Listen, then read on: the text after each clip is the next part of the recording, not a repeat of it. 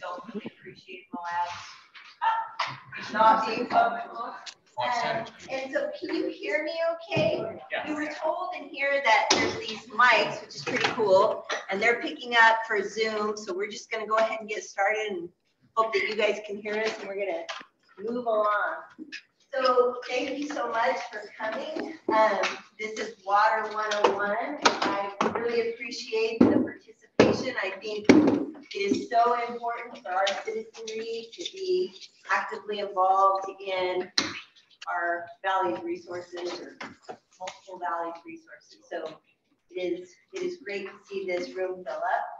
I want to talk about quickly, why we're holding these workshops. We just felt, I started kind of collaborating quite a bit with Ronnie Durassery from the city of Moab. We just felt that it was important to just keep getting information out to people. The county has actually been doing water workshops for a while now, a year-ish.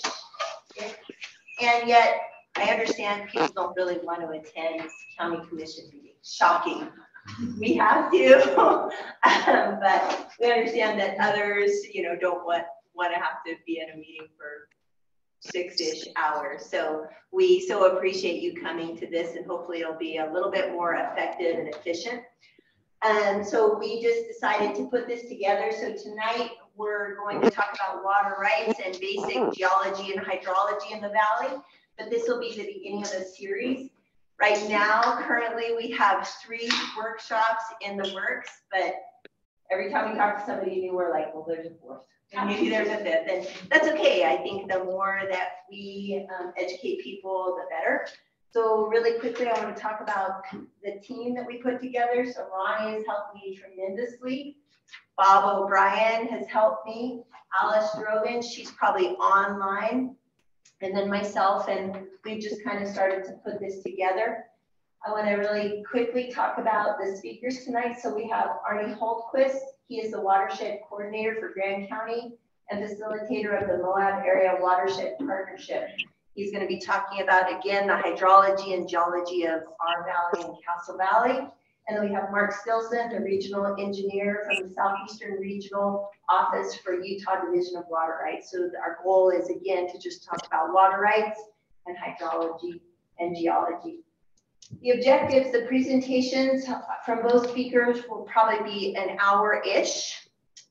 We're not going to talk about, so Arnie's going to go first. We'll hold Q&A until after Mark.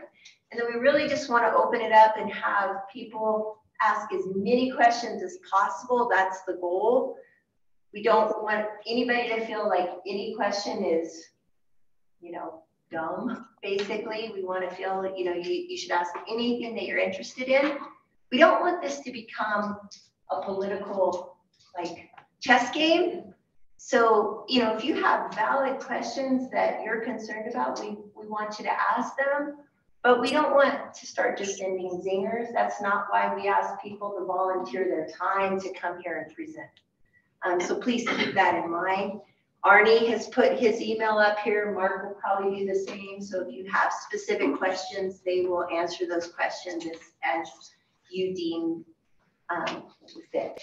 So, and again, I'll quickly talk about the future. So the next workshop, we're hoping to have 3, I call it the doctors. So we're going to have Dr. Jack Schmidt. He is basically considered the Colorado River guru. When I met him this morning, I was kind of like meeting Nikki Sixx from Motley Crue. It was ridiculous. I was like, I'm so excited to meet you. It's like, what's happened in my life? And then we have Tom Slockner. He's in the geosciences at Utah State. He recently did a study where he synthesized all the water studies in our valley. And so he'll be presenting. And then Jane Belknap, you probably all know her. She is a local scientist from, now retired, but from USGS. And she's going to be kind of encompassing the climate as it's changing and what that means to our valley. So I think we're ready to go. Any questions or comments? Are you before we get started? Oh, yes. Only to that, yeah, a couple of housekeeping. There's a little bit of water. Yeah, there's some water, sparkling water there. Yeah, I mean, it's parched. The bathroom is around around this column in the next hallway. You can leave it anytime. You won't feel like you'll be rude if you're over it. So those are the basics. Ronnie, we do have a sign-up sheet we're going to be passing around. If you would be willing to sign up, if you want to, or if you're interested in further workshops, we'll contact you and anything else. And then just keep in mind, yeah, I'm not an event coordinator. We're volunteer, or I'm not a volunteer, but the others are volunteers, and so this might not be perfect, but keep in mind we're trying. We're trying to disseminate as much information as possible. Okay. Hi, folks. I've recognized a lot of you from the work I've done here for the past 11, 12 years. I'm the watershed coordinator for Grand and San Juan County. I kind of explained to Michelle that basically my job is 3 things, and that is I take care of the water, monitor the waters and streams, in Spanish Valley, Cass Valley, and the Colorado River at times, and other places wherever that it's needed at the time. The second thing I do is I administer non-point source grants from the state. We get about $100,000 a year if we're lucky, and that works out pretty good. I don't actually micromanage them. I do my best hands-off on all of those projects. And the third thing I do with this group is keep people talking to each other. That might be the most important thing that I do. I'm a part-time employee. I've never thought this would be a second career, but I've been doing this now for 11 years. I never thought it'd be a second career. So I've got on the screen there that Moab is in Spanish Valley. I will let you know that if I refer to Moab, I am specifically referring to Moab. And if I'm referring to Spanish Valley, I'm referring to Spanish Valley, both Moab and Grand County and Spanish Valley. And if I were to actually separate out Grand County, I would note that. And of course, when I say Spanish Valley, San Juan County is included in that. Okay. So let's go ahead and get started. And did it work? I am hoping that you understand this conceptual diagram when this presentation is through. This conceptual diagram that you see here has been sitting in a kiosk between the Youth Garden Project and Mill Creek now for 11 years, something like that. And at this point in time, I do need to tell you that we were fortunate enough to have Laurel Hagan, who doesn't appear to be here today, do the graphic arts. And the Division of Water Quality gave us a mini grant to pay for the signage and the kiosk. And he's not here today either, but Chris Baird back in the day, when the contractor that was supposed to install it didn't show up, volunteered his time to put up the kiosk and the sign. Just so you know, I won't, Chris isn't here, but I'll never forget that he did that for us. In this conceptual diagram, I want you to notice right at the top that all the water seems to be falling into the south. Okay? I imagine it's not very close to you. But on the sidebar, there is water flowing through the bedrocks and down into the creeks and through rocks and so on and so forth. But at some point in time, I hope you get the opportunity to go look at this. There's some other verbiage associated with this at that kiosk. Okay, so I told you this was going to be about geology as much as it is hydrology. And I want you to know that I'm not going to put any hard science up there. That's supposed to be a joke, you guys. Geology box, no hard science. What is the deal with the Colorado Plateau? Okay, so it was bad. I knew it was bad. I'm going to try to have some fun here today. What is the deal with the Colorado Plateau? So she said this talk was going to be an hour. I'm shooting for 40 minutes. But this story is actually 4,000 years old, 400,000 years old. Okay, so I got to condense 400,000 years into 40 minutes, but I think I can do it. The Colorado Plateau, if you haven't noticed, it has Uinta Mountains at the top, Rocky Mountains on the other side, Basin and Range, Sierra Nevada, and then mountains down below us. Why is it relatively flat here and all the layers are relatively flat, geological units relatively flat? And the reason for that is that the crust underneath the Colorado Plateau is thicker than in other parts of the earth. And when the Colorado Plateau used to be part of Pangaea, the one continent on the earth at that time, it was down at the equator and portions of it were at sea level. Okay, that's what the next slide is. So you can see here are igneous rocks that are the salves. And that portion of where we live in this area was right next to a sea, and it was at sea level and got inundated several times by the sea, and then the sea would back off a little bit and dry up, and the sea would come back, and it would dry up again and again and again and again. And what we are left with at the bottom of our rocks around here is the Paradox Basin, which is very salty, as well as a deposit of potash. And both of those are very influential in how our geology works.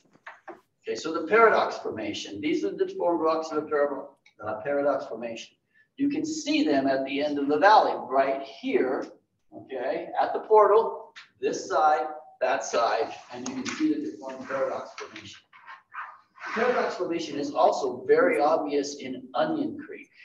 And if you've ever been to Onion Creek and Stinking Springs, you're looking at water that comes out of the Paradox Formation. They call it Stinking Springs for a reason. What you need to know is that the water in the Paradox Formation, if there's water in it, it's very salty. Hi, are you here for the water workshop? So it'll just be this first door on the left. Usable. You might want to go in the second door because there's more seats over there. So the other thing we have underneath there is potash. Potash is really cool. Okay, it is a mineral that is not everywhere in the world, and it's locally deposited. And there are lots of places to get potash, but it's a very important mineral in terms of plants because it contains potassium. There's 4 things that plants need out of the ground. One's water, one's nitrogen, one's phosphorus. But the 4th one it needs is potassium. And potassium is usually not found in great abundance in soils. So we use it as a fertilizer more than anything else. And without potassium, we probably couldn't afford to buy grapes and things like that. There was a very large potash mine in Canada that closed, and I think that was helpful for our potash producers over here about 10 years ago or so. Okay, so potash is more of a brine than anything else, okay? And when it's underground, it's more like a brine with a little water in it. When we take the water out, it becomes a mineral and a salt. So I'm going to digress a little bit into anticlines and synclines and come back to where this all plays in. You can see the anticline on top. Does it look familiar to you? It looks to me like Spanish Valley. Okay, and that's basically what Spanish Valley is. It's a salt anticline. A couple things I'd like you to note here is that there's a bulge coming up in the middle, and then the geological layers that are on the side are basically just turned up. Oops, sorry. Basically just turned up. So the same geological layers, they're running along the sides of the anticline. And this is why we have these rocks here and go away and all the way from. Okay. The person who wrote this obviously didn't know Cane Creek was spelled with a K. Okay, so how does this all work, and how does potash play in the development of these fins and these salt washes? So if you haven't noticed, in the Colorado Plateau, there's not necessarily a lot of fins everywhere, but there sure are a lot of fins here in Moab. So I'm going to explain this to you with my hands. The Park Service does this. They have a much better diagram thing, like toy that they use, but I'm just doing it with my hands. This is the potash. My thumbs are the potash, and the other layer down the paradox layer, and my hands are the 600 to 800 feet of sand. My fingers are the 600 to 800 feet of sandstone that's on top of it. So you get 600 to 800 feet of sandstone on top of this salt, and it becomes viscous. I'm not going to say molten, it's not hot. Okay, but if you put enough pressure on salt, like other things, you get a liquid. Okay, so you've got 600 feet of heavy sandstone on top of a liquid, you get a small crack. What happens next? You have more weight on the outside than you do on the inside, and that weight pushes the salt water down, breaks the rock open, gives you the anticline, brings the paradox and the salt up to the surface, and the top rocks break up, and that's where we get our fins. This shouldn't be new to a lot of people, especially if you're a river guy. You're supposed to be able to tell this stuff. Can't tell you how many times I've done that. So that's how we get them, and that's how we have the salt anticline in our valley. So in our area, there's a fair number of them. Notice the Lal Mountains are in the middle. They come into play here in a second in terms of hydrology. But they are located several places around here. And they're called Paradox Valley because they run, if you don't notice, perpendicular to the rivers. And just so we understand how that happens, is that the river was here first. So the river didn't come through here and cut those holes in the wall at the portal. The river comes in. The river was here first. And when the anticline started to form, it pushed up and the river kept eroding. So instead of the salt lake coming down, the wood came up. Can I put it that way? And that's why you have rivers running straight into the rock walls around here. Okay? Okay, so I'm talking about. Okay, this is more geology than you need to know, but it will come in. I'm going to show this slide more than once. I'm going to identify a couple of units for you. The first one I want to talk to you about is the yellow one. Okay, and it's the quaternary sediments. We call it the valley fill. For most people, we call it just the valley fill. And it is not a, quote, layer like the geology units that you see out there, the Wingate, the Cayenta, the Navajo. Although it is a layer of rock, it is a layer of mixed rock. It was put in there by dust, it was put in there by rivers, and it's sitting on top of the Paradox Formation. Okay, so hydraulically, it can let a lot of water go through it because it's not a consolidated sandstone. It's basically gravel. Everything else kind of looks like that. It's fairly thick in the middle of Colorado, in the middle of the Moab Valley, and it does contain water that we can use. I'd like you to note right now, directly underneath that is that Paradox Formation. So I was in a public meeting once and somebody was complaining that said that if we needed more water, all we needed to do was drill deeper. That would not be very smart. Okay? Not only would it be imprudent, but it would probably be dumb as out crap, honestly. Because all the water that you're going to get out of that is not usable, and you've opened that water up now to come up to the surface. We don't want to do that. We don't want to drill deeper in this valley. And I would also like you to know in this anticline, we have these three units here. That's the Navajo, that's the Cayenta, and that's the Wingate. And this is Moab Valley, this is right here.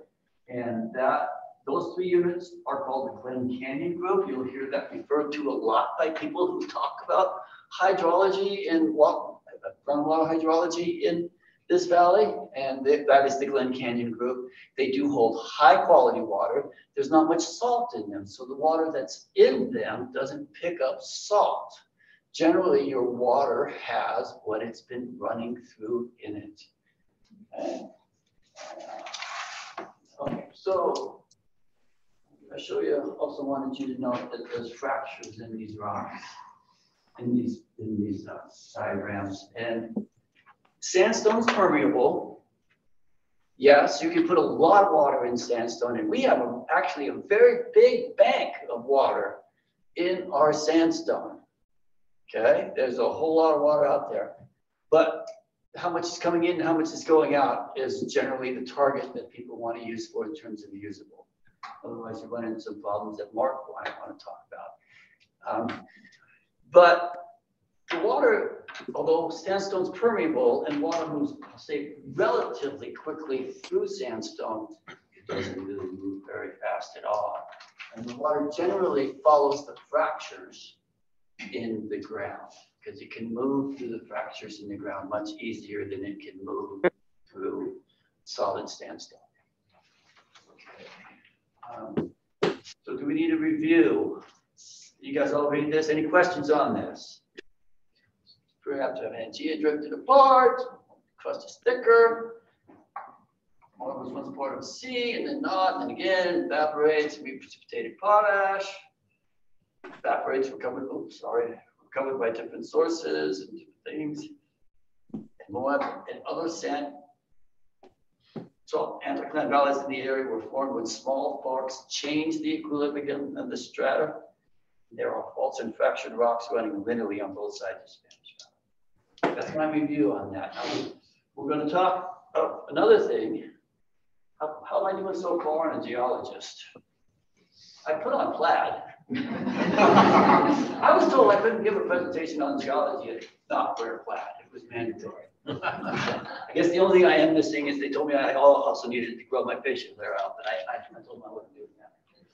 Okay, so now we're going to move to another part of this little discussion, and that's the Lal Mountains. I must admit, at this point in time, there wouldn't be a town called Moab if we didn't have the Lal Mountains. That's where our water comes from, okay? And otherwise, we'd just be another desert. So, you should note that Moab down here gets an average of 9 inches of water a day, whereas up in the top of the LaSalle, we're getting 35 inches. It's almost a rainforest up there. Okay. And it's actually, the vegetation in the LaSalle is quite resilient to whatever happens to them. It's amazing how fast these can grow up there.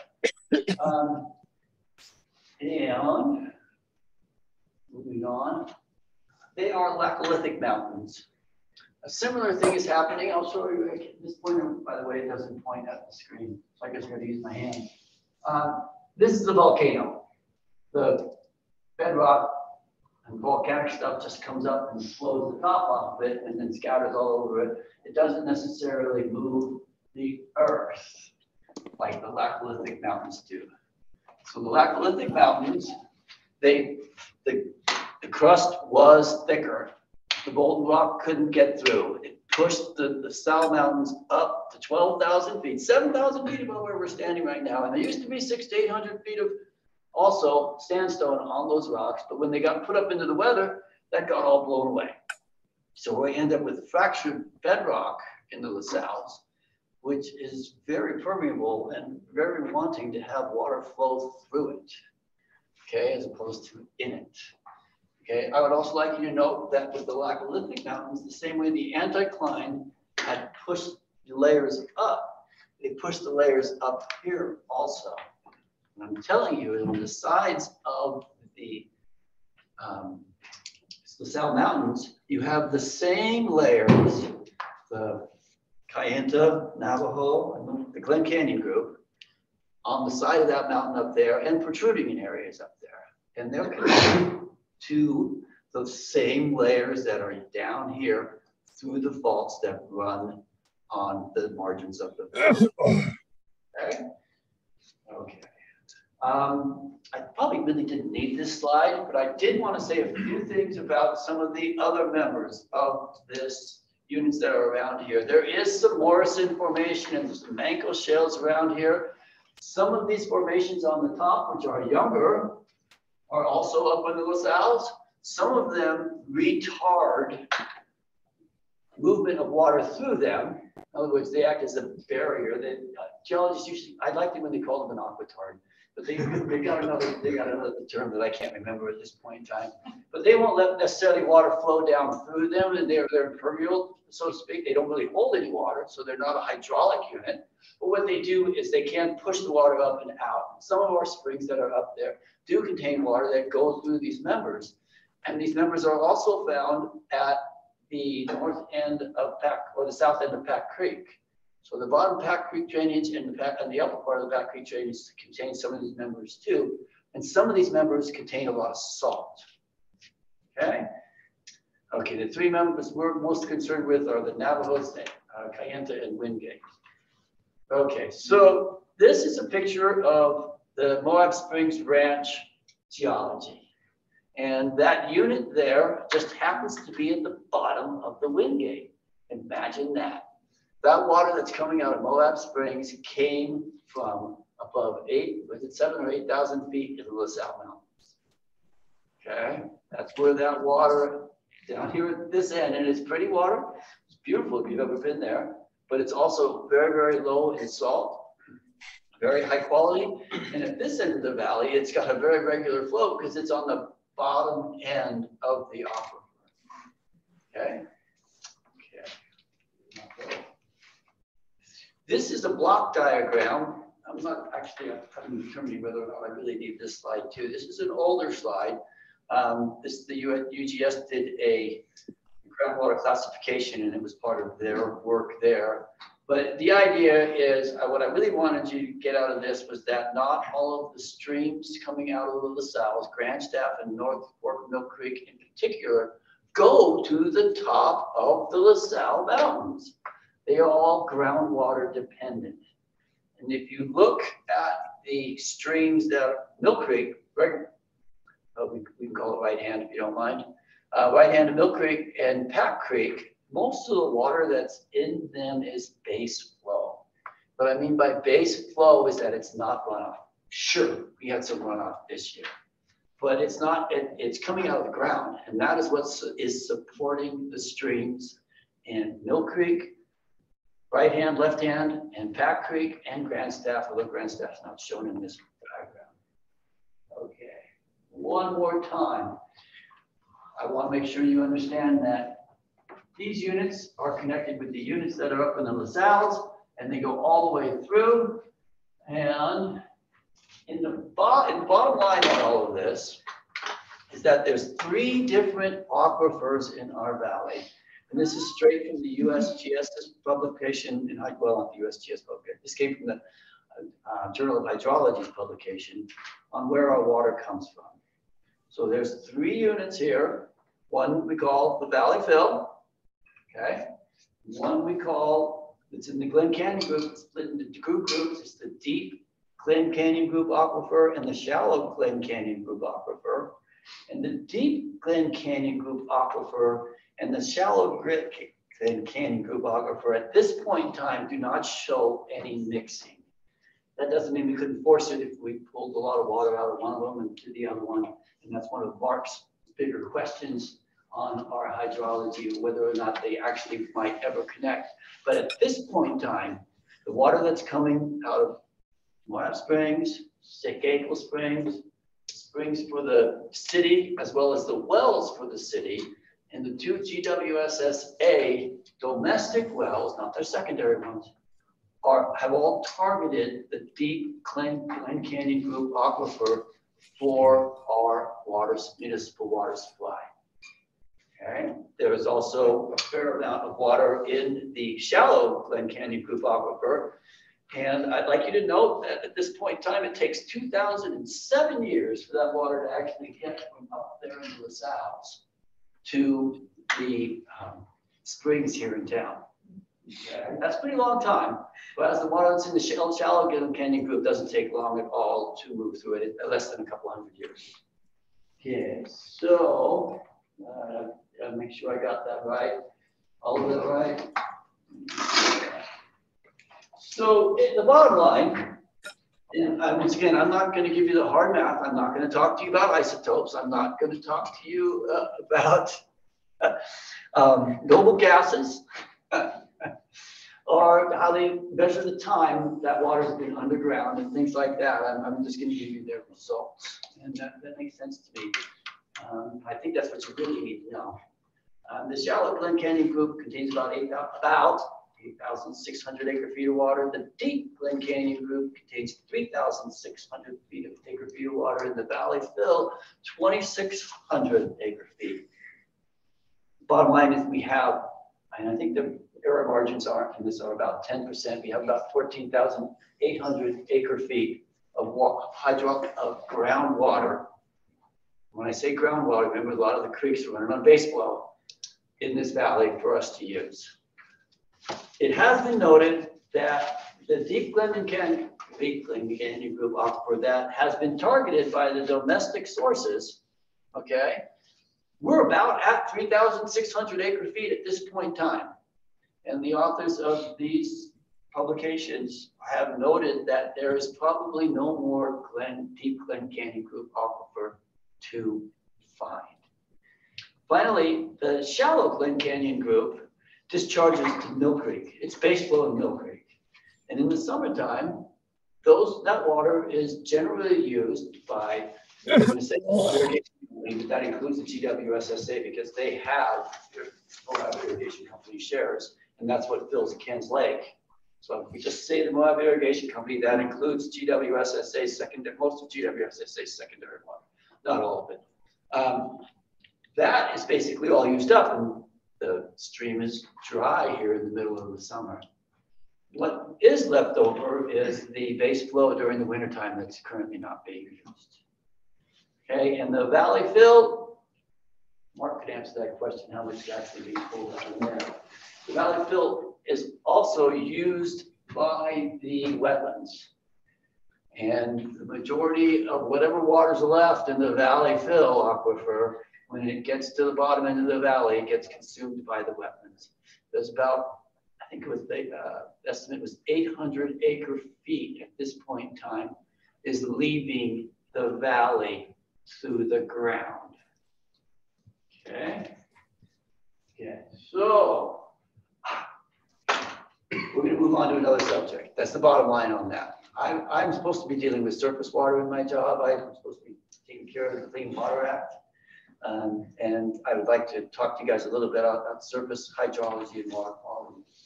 On this map, we're going to change gears. Everybody ready to change gears? Okay.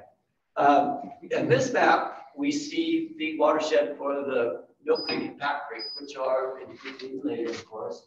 I'd like to know the Forest Service owns 42.9% of this property. That's a good thing, you guys, just so you know, that's probably a good thing. And the amount of private property is relatively large compared to the rest of Grand County. But I would like you to note that there's this line here. That's going to come into play in a second. Once again, they don't have the North Fork of Mill Creek going all the way up into the south. Okay. This is another picture of our watershed boundaries. This is the way the USGS has it parsed out. Pack Creek is separate from Mill Creek. Mill Creek is one big unit all the way to the confluence of the Colorado River, and they've separated out North Creek, and then they've separated out Pack Creek, where below the confluence of Brumley Creek and Pack Creek. Mm-hmm. And in reality, those are great ways to disseminate the difference between the two water bodies. If we're talking the USGS language and flows and water quality and everything else. Okay, another look at this watershed. And what I'd like to point out in this slide is the difference in colors. This is the Pack Creek watershed. This is the Upper Pack Creek watershed. This is the Mill Creek watershed. And most of the Mill Creek watershed is running on the Navajo, okay, or until it gets to the forest. But there's different colors because there's different geological units on the ground in Pack Creek, all the way up into the LaSalle's. Okay, now you're going to like this next slide. I know you're going to like this next slide. There. That's a geological map. That looks fairly obvious to you that we all can figure that out pretty quick. The point here is that Mill Creek, this watershed, is almost all in the greens, which are your Glen Canyon group, which don't contain a lot of salt. Whereas Pack Creek runs through the quaternary or valley fill, and then when you get up into here, you get into some of those other members that I said contained a little more salt, and so on and so forth. You can see the difference on the ground. Okay.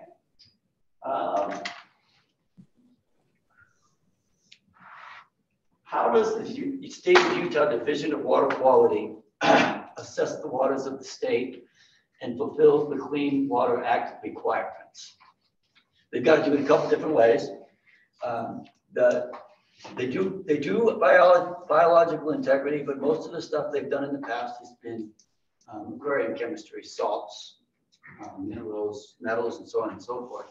But they've set up the assessment units for our area. We have 4 assessment units. They've changed a little bit. I haven't changed them, and I work with DWQ to change them. But there were 3, and now there's 4. So we have this unit here, which is Pack Creek, until the Forest Service boundary. What kind of geology is that? Then we have Mill Creek, which includes North Fork, all the way to the Colorado River, to the Forest Service boundary. And then we have Pack Creek, Forest Service boundary to headwaters, and Mill Creek, Forest Service boundary to headwaters. those two used to be in one, and I said, you know, they're not, they don't talk to each other. So I had them separate out the Pack Creek and the Mill Creek to the Forest Service boundaries, from the Forest Service boundaries to the headwaters. So the Forest Service, when it was enacted in 1895, was fortunate enough to get a fairly good organic act, if I can use that term. They were charged with doing 4 things. One of them was supplying timber, agriculture, which rather than Department of Ag, it was the Department of Interior. Another one was for recreation. It says so right in the Organic Act. All people were recreated in the 1890s in the forest. And that was one thing they were supposed to support. A third thing they were supposed to support was actually mineral hard rock mining.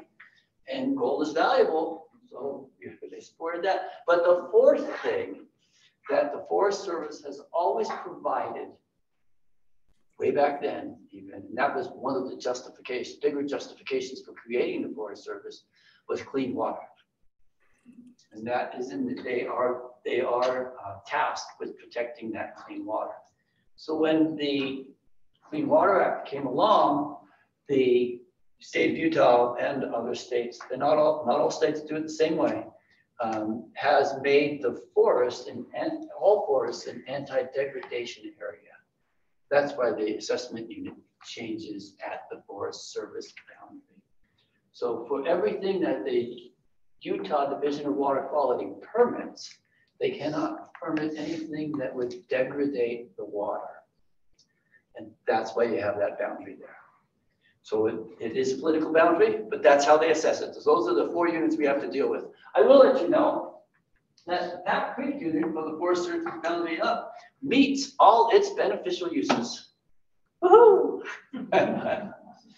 The Mill Creek unit has one sample taken 8 years ago by the USGS that had some iron in it, and now it's not listed as not supporting, but it's listed as partially supporting, or we need more data. They only look back 10 years. In another 2 years, that one data point will go away. I don't know how it got there.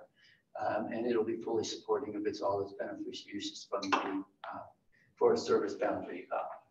So what do they assess for? I was just talking about beneficial uses. There's actually 5 categories. I've only got 4 listed here. The 5th one is the Great Salt Lake, and that doesn't mean any data, so I didn't bother with that. The protected for use is drinking water. That's class 1. And all of the waters that we're dealing with are class 1C, protected for domestic use purposes with prior treatment. Class 2 is for recreational uses and aesthetics. Colorado River has a 2A classification. The Mill Creek used to have a 2B classification, and I complained, and at the same time, Castle Valley had a 2A. I was going, there's something wrong with this, okay? Because I know people are swimming up here. Okay? There was no doubt about the people who are swimming in Mill Creek. And the difference between the 2A and the 2B is one is for recreation where you're wading, hunting, and fishing, and the other is when you're actually swimming. All of our waters are now classified as 2A. And the biggest characteristic that the drinking water, that the recreation class has, is the amount of E. coli in the water. Okay. Class 3 is not just protected for us, it's protected for aquatic wildlife. And 3A is cold water fisheries and 3B is warm water fisheries. Okay. We have both in this area, Castle Valley and 3B, but for some reason, when they started this way back in the day, Man, I don't know if I like all this new role. Shit, left, right, center for my four. And then class 4 is protected for agricultural uses. Some of your toughest standards are associated with the class 3A and 3B. The only real difference between 3A and 3B is the temperature standard. Okay.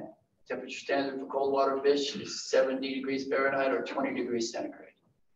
Okay, so here's where we have problems in this valley.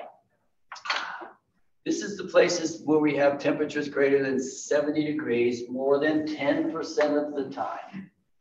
And you can see Pack Creek up to the Forest Service boundary.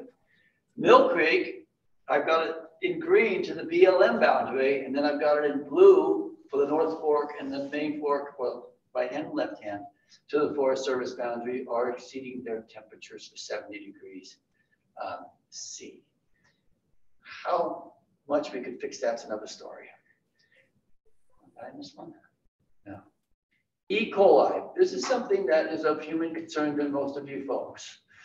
I want to make sure you understand that from the BLM boundary, the diversions, the Mill Creek that we all go swimming in, the power dam, and at the power dam does not have E. coli exceedances. Ever. I know, I just, Only when you get past the diversion. I might do that next time, I'll be like, oh. And Pat Creek doesn't have any water from where that red line ends. She apparently She has really this year's a little bit. I had sent it to Pat. But we do have issues with Pat Creek and E. coli exceedances. Oh, yeah, Basically, Spanish Trail Drive would be confluence with Pat Creek, completely with Mill Creek. I'll talk about those in a second.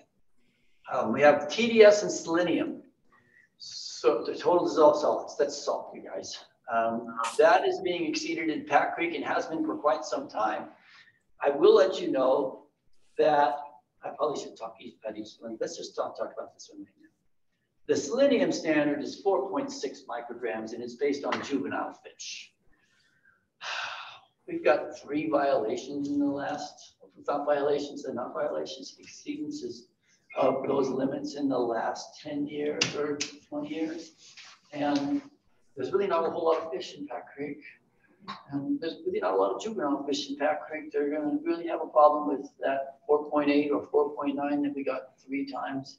And I will also let you know that TDS, total dissolved solids, in Pat Creek has been decreasing over the last 10 years. And I expect in the next 10 years that the total dissolved solids and selenium exceedances will disappear from Pat Creek. Okay?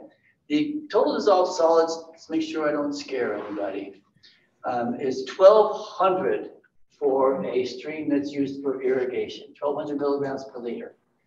That's really not a lot of salt.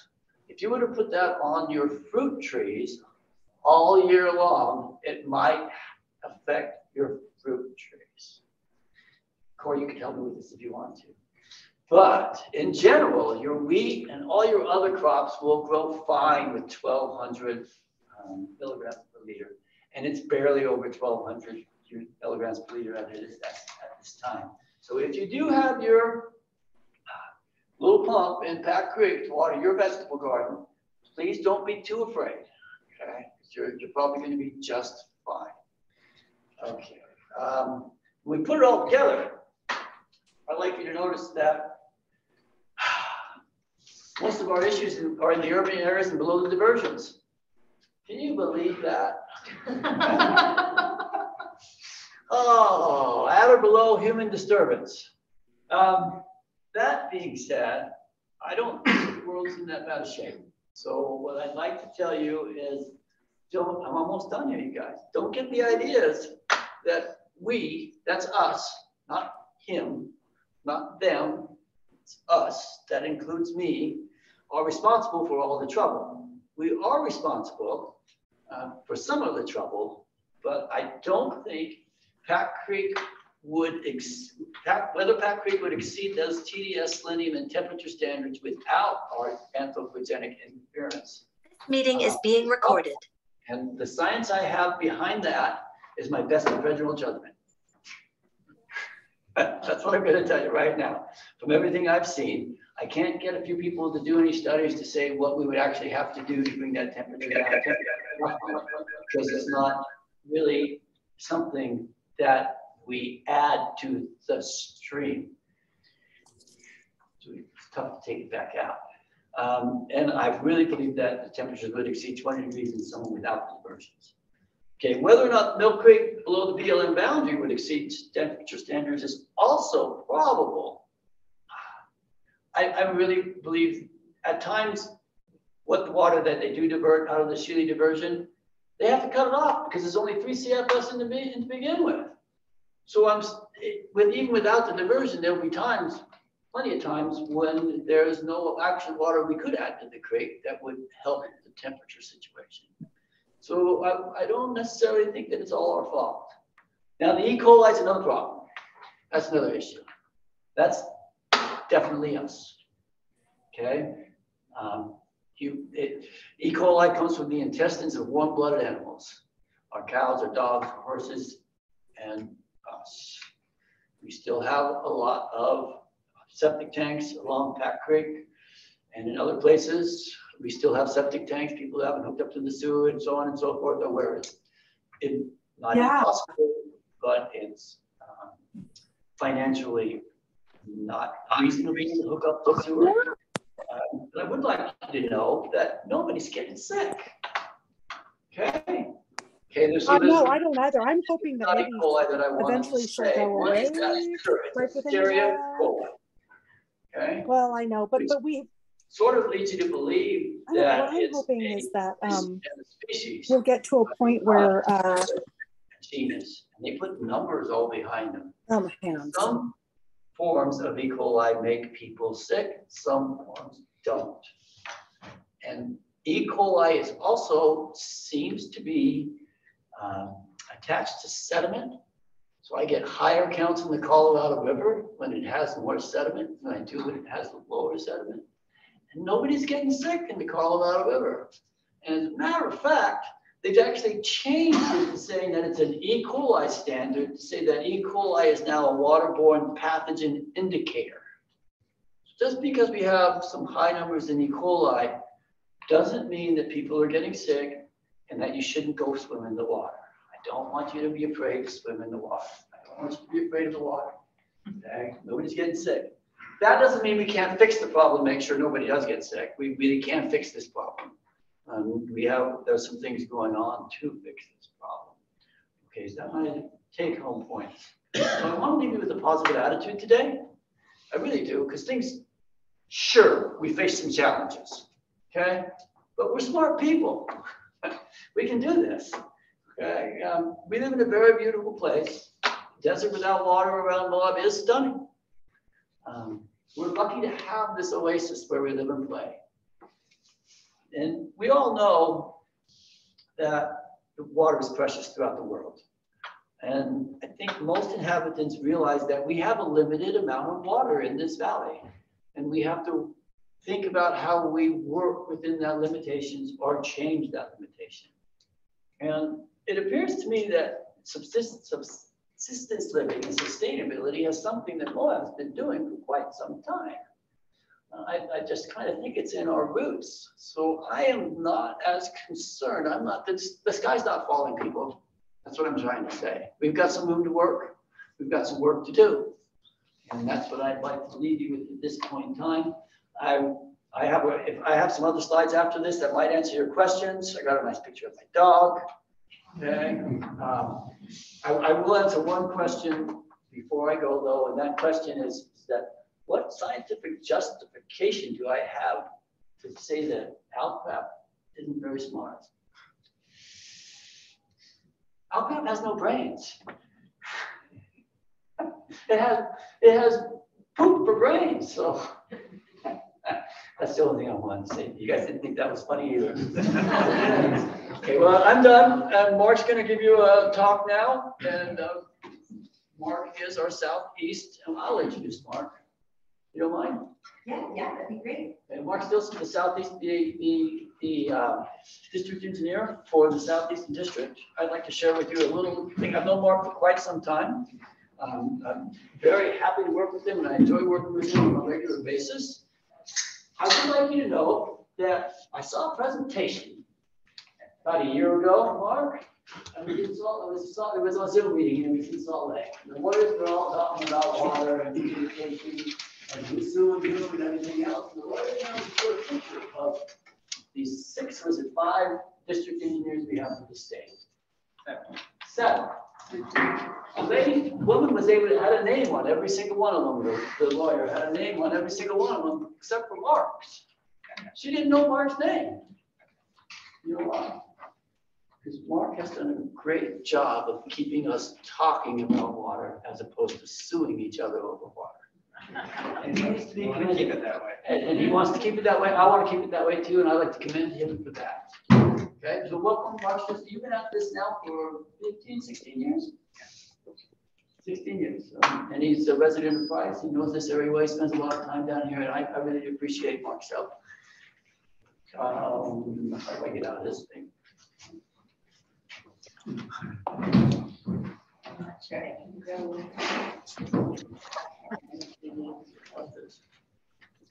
Okay, over there. You can make it full screen if you want to. You don't need this because you don't have slides. Okay.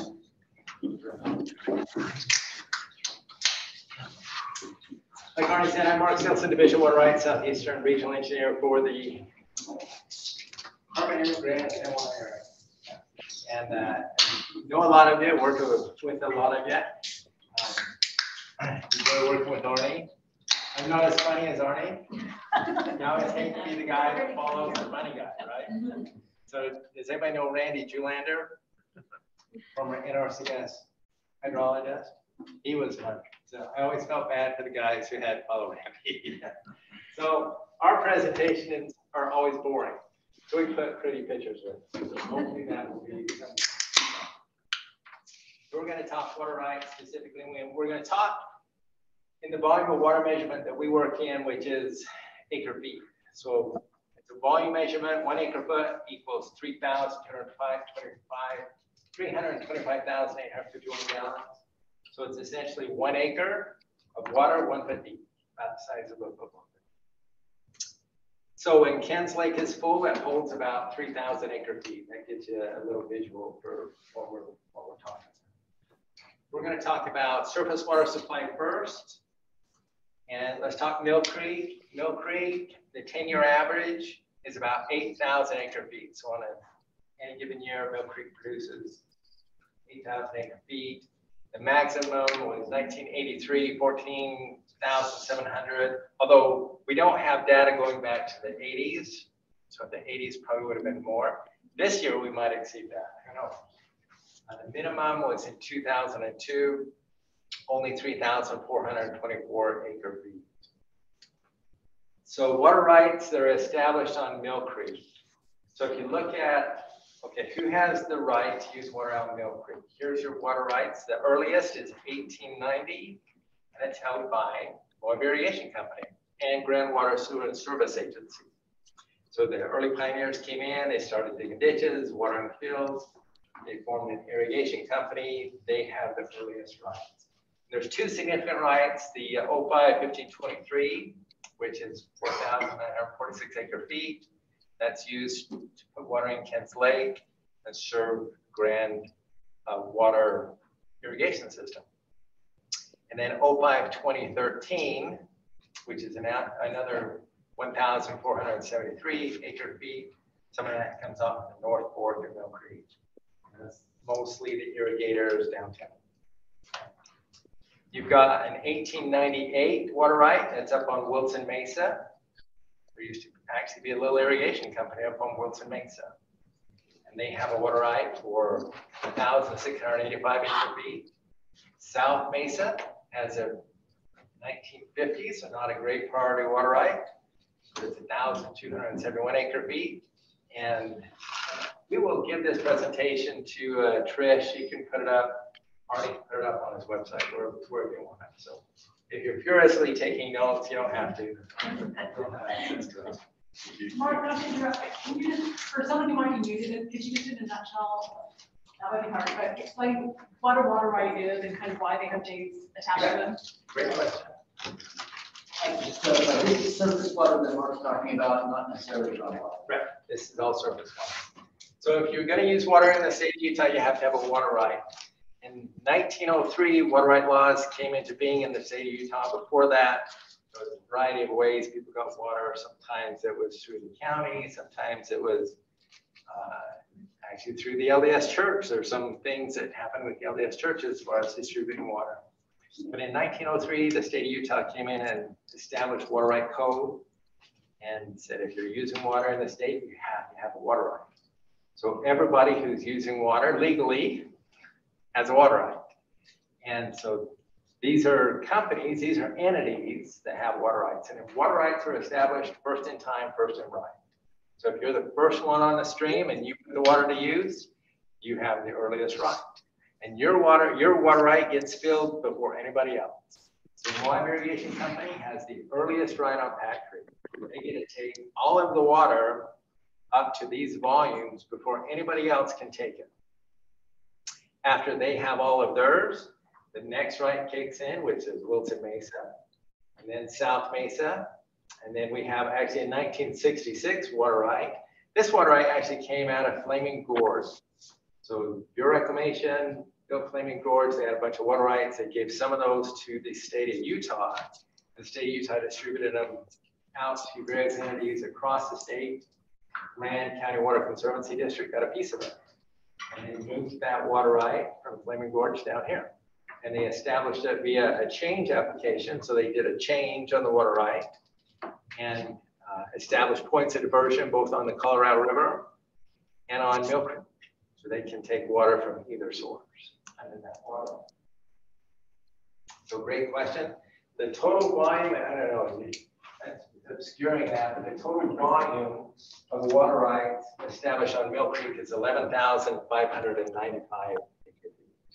So if you go back and compare that, 8,000 acre feet on a typical year, generally on a normal year, there's not enough water in Mill Creek to service all the rights. On a year like this, there probably is. So this year, all of these rights kicked in. On a year like this, all of them are taking water. Okay. Let's look at Pack Creek real quick.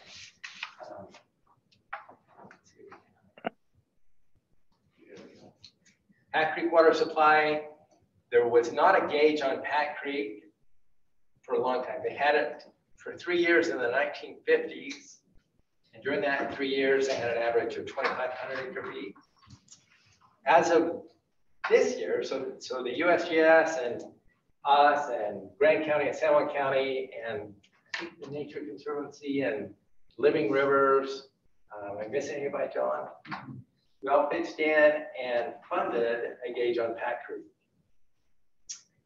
And so that's a great gauge to have. And it's going to tell us a lot about Pack Creek and the importance of Pack Creek for the Moab Spanish Valley water supply. It's only been in existence a couple of years.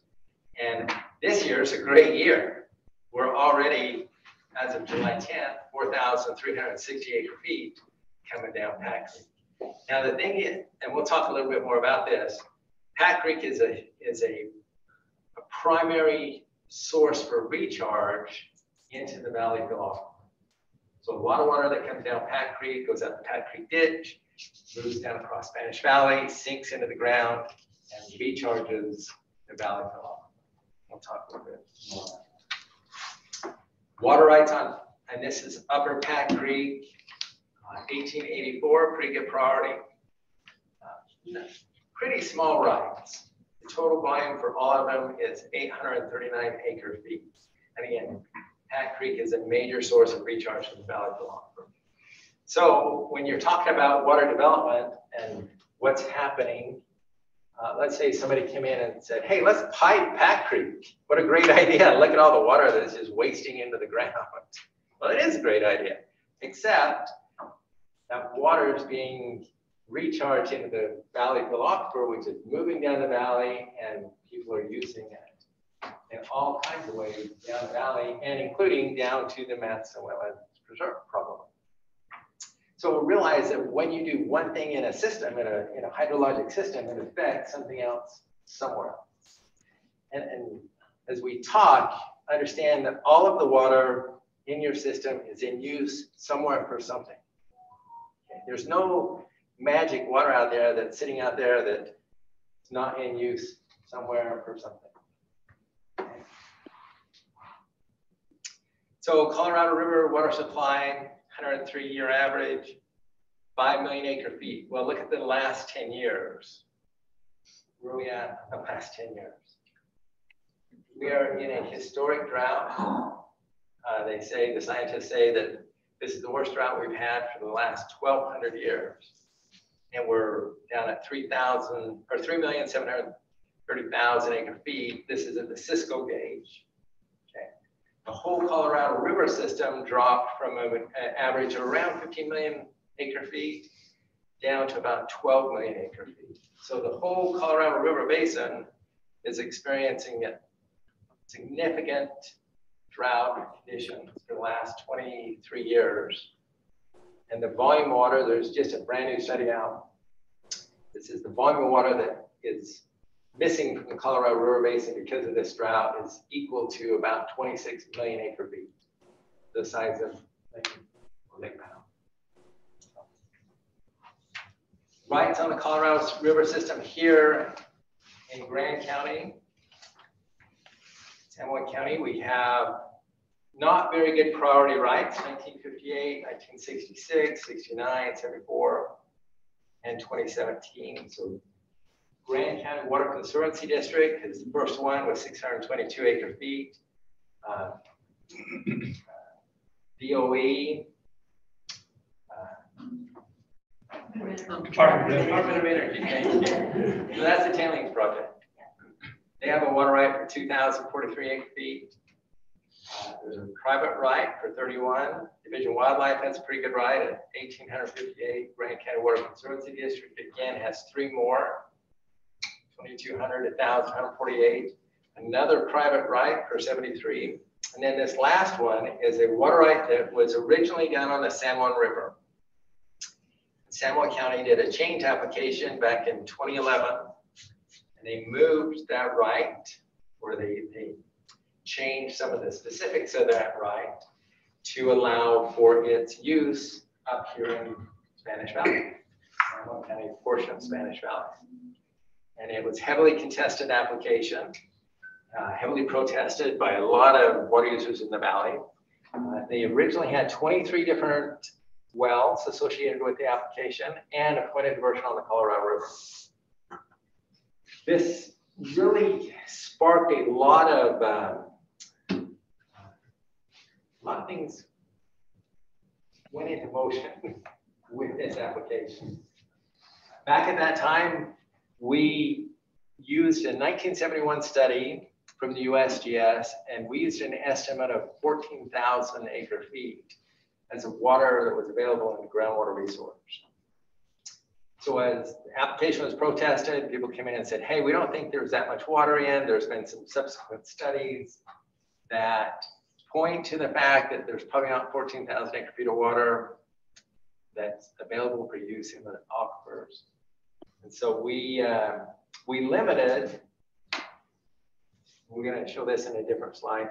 We limited this application to only 500 acre feet from groundwater, but they're approved to take 5,000 acre feet from the Colorado River. So they've got an approved point of diversion on the Colorado River. So if San Juan County came in and they could figure out how to pump water out of the Colorado River and move it through the valley up to the San Juan County side, they could do it. And they could use all 5,000 acre feet. Okay, so let's talk groundwater for a minute. So again, we had a 1971 study. We had some intermittent or some studies between that time that raised some questions about the validity of the 1971 study. So we partnered with all of the water users in all of the major entities, water users in Moab, Spanish Valley, so Grand County, San Juan County, Grand County Water Conservancy District, Moab City. Everybody put money in the pot, and we hired USGS to do a new study. And the study started in 2014, I think. It ran for 5 years. In 2019 and 2020, they published a study, and then they followed it up with a research paper. And they gave some estimates. You can see there's a pretty big range, anywhere from 9,500 up to 30,000. Their main estimate was 14,000 to 16,000 acre feet. But if you go through and you, like Arnie said, there's a lot of groundwater returning as base flow in the upper watershed. And by the time it hits the valley floor, it's surface water. It's water being diverted into Kent's Lake or into water irrigation companies, pipelines, and ditches. So we backed that out in our analysis of the report. And what we came up with the Division of Water Rights analysis is that between the Valleyfield and the Glen Canyon Group aquifer system, between 4,500 and 7,800 acre feet of groundwater available for development. And that was a big picture study. It reduced our estimate quite a bit. Again, we were using 14,000 originally. So we cut it by half. That's kind of where we're at. In our study, as we looked at what water was moving through the valley and making it to the Colorado River, that was between 1,300 and 3,500 acre feet. And that's mainly coming back as return flow to the bottom end of Pat Creek and to the bottom end of Mill Creek. So it's actually coming up from the groundwater system and getting back into the streams right at the very end. So Pat Creek and Mill Creek, what you see going out the end is mostly groundwater. And there is a little bit of water still going subsurface underneath the Matson Wetlands Preserve and making it to the river. And we are actually partnering with Nature Conservancy and Division of Wildlife right now to further study what's happening in the preserve area. Okay, so what are the groundwater rights? And I'm only going to show you the top three because they illustrate the point that I'm going to make. Moab City, and if you want a long discourse on how we got here, I'd be happy to do that. That would take another hour. We're not going to do that tonight. Call me. I'll go through it again. But Moab City has water rights. These are groundwater rights for around 8,700 acre feet. Grand Water Sewer and Service Agency, this is Grand County Water Conservancy District, and the other two districts are part of that. They have 6,100 acre feet, and then San Juan Spanish Valley Special Service District has, again, limited to, under that change application, 500 acre feet. So the total volume is 15,300 acre feet.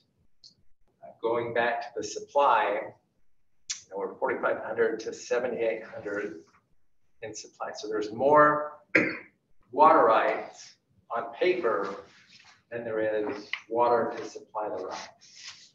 And that's not even counting all the small domestic rights we have scattered around. Okay. But what's in use right now, this is the reporting from last year.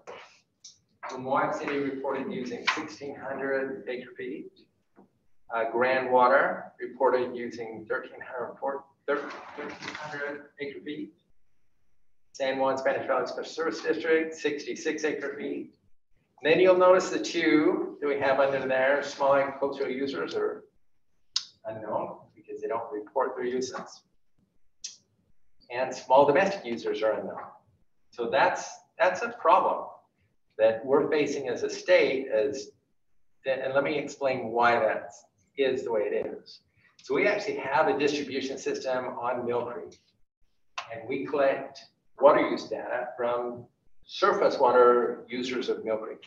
And the reason we do that is because there was conflict. There was conflict between the water users. And so they asked the state to step in and provide a river commissioner to make sure everybody was only taking the right that they had, the amount of water that they had under their rights, and to resolve that conflict. So all of our reporting systems are built around this idea that there was conflict somewhere. And we stepped in to resolve the conflict, and we kept records. Okay. Well, for groundwater, there's not a lot of conflict. If you're not to the point where your system is in critical failure mode, people are just pretty happy as clams. So there's not a lot of conflict. So there was no requirement for reporting. And that's the way it stands today. Is if you have a private well in Moab, you don't report your water use to us. Or if you have a little small farm in Moab, you don't report your water use to us. Now, as we enter into this new era of Colorado River conflict, we're moving closer and closer to the point where we're going to have to start requiring everybody to report all their water usage. Now that sounds like, well, sure, why don't you just do that? I should introduce Michelle Gabb. She's our senior water rights technician. We were talking about that on the way down today. And it's not as easy as it sounds. To give you an example, the state legislature just appropriated $200 million just to put meters on secondary systems along the Wasatch Front, principally. So to say, hey, let's get everybody reporting their water usage, number one, it's going to be incredibly expensive. And number two, you got to have a system built out to collect the data and maintain the meters, because meters are notoriously bad for giving you bad data. You got to constantly maintain the meters. So stay tuned. We're working on it. The state of Utah is working on it, and I foresee at some point we'll figure that out. We'll figure that out. So current groundwater use is 2,988 plus all the small domestic and small ag use in the valley. So the most recent USGS report was a big 30,000 foot overview of water supply. Answered a lot of questions, but left us with a lot of questions about specifics within the system. So Phil Gardner, who was one of the principal scientists, said more information needs to be obtained from aquifer testing to be able to rely less on assumptions, to be able to make more certain predictions. We agree with that. There's a lot of things that we still don't know about this particular system. Arnie did a great job showing you how complex your system is. It is by far and away the most complex hydrologic system in southeastern Utah. You got all kinds of faults, you got your paradox formation, you got your Glen Canyon group aquifer, you got your valley fill aquifer. You just live in a very beautiful but complex hydrologic system. So we have questions that remain unanswered. Are the valley fill aquifers, shallow Glen Canyon group aquifer and deep Glen Canyon group aquifer connected? We know that they sit right on top of one another. There's not an intervening layer that would act as an aquitar.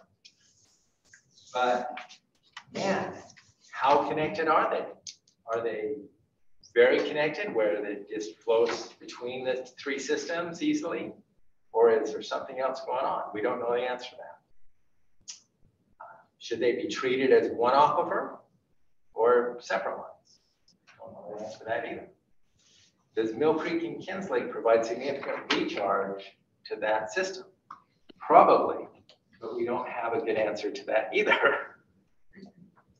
What volume of water is recharging into the valley fill from Pat Creek? This is one of the reasons that gauge on Pat Creek is so important, because now at least we know how much water is coming down Pat Creek.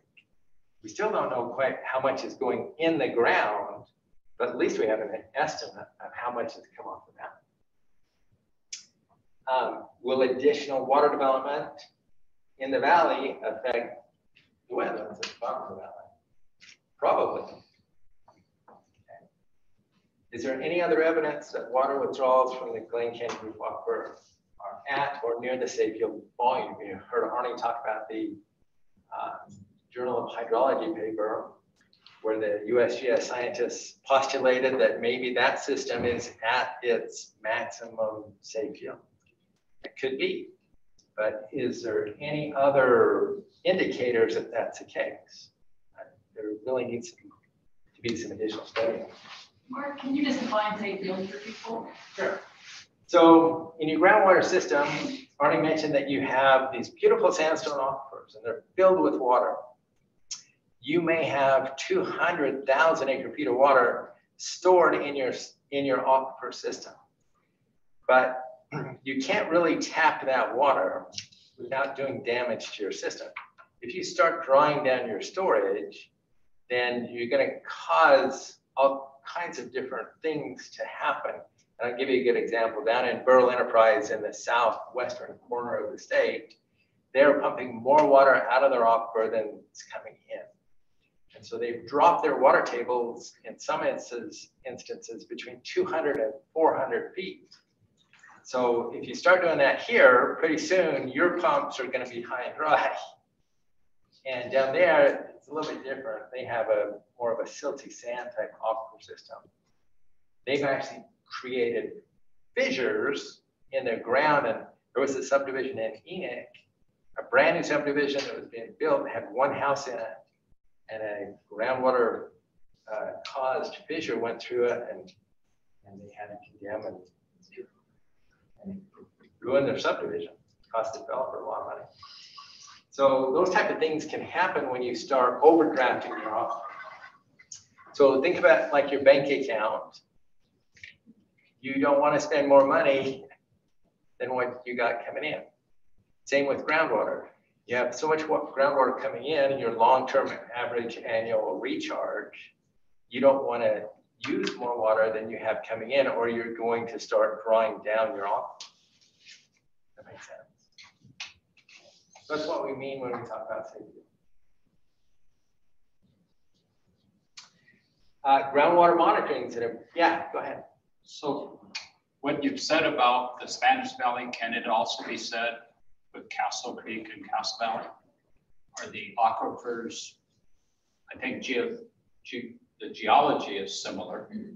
They've done they've done some studies up on Castle Valley, and we'll probably have to talk about that another time. And they are still in the process of doing some additional follow-up studies on that. But yeah, they're using quite a bit of water in that aquifer too. So groundwater monitoring is an important aspect of managing your system, because all these numbers are kind of theoretical, right? They're our best guess, but really you want to be watching what's happening. So let me show you, let me talk real quick about a summary. We did a series of presentations about groundwater monitoring. And in the north end of the valley, close to the Colorado River, there's really not much happening. There's been a small decline in water table elevation. In the central part, there was a huge decline in the 1970s. Can anybody guess why? Kins Lake. This is before Kins Lake. This is the decline. Oh, why was it declining? Because we were over pumping. Big pivots went in. That was about the time they developed pivot technology, and they started pumping heavy from the groundwater aquifer in the 70s, and the water table tanked. And then what happened in the 80s? I have the second answer. First answer, Kins Lake. Not only Kins Lake, but we had this huge decade of year after year record-breaking snowpack. So it put a huge recharge of water into the water table. Since 1990, there's been a moderate decline, and water table elevations in some parts of the Central Valley are about the same level they were in 1970. And in the south end of the valley, up around Kins Lake, we don't actually have a lot of monitoring wells up there. So we don't have enough information to tell us what's going on. This is a graph. This first graph is the precipitation. So here's, by the way, we had a drought in the 1970s. Here's 1970. Here's your precipitation, drought. Here's your 80s, 1980s. Huge block of water came in the 80s. And then since that time, it's kind of been a mixed bag. This is a monitoring well right across from Zach's Pizza Place downtown.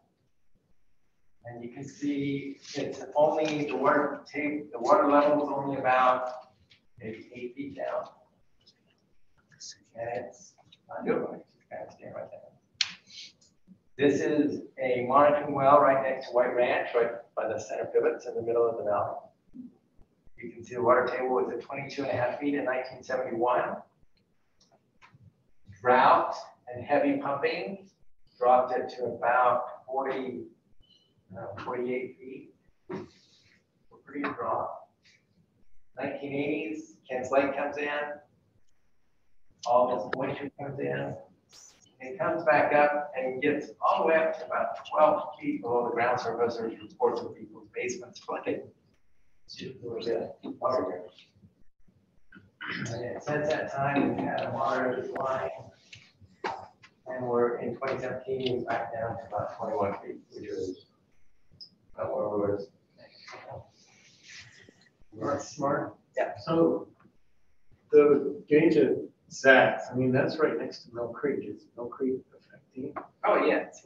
Could very well be. Another question? Yeah. You're talking a lot about the amount of water in acre feet. But I've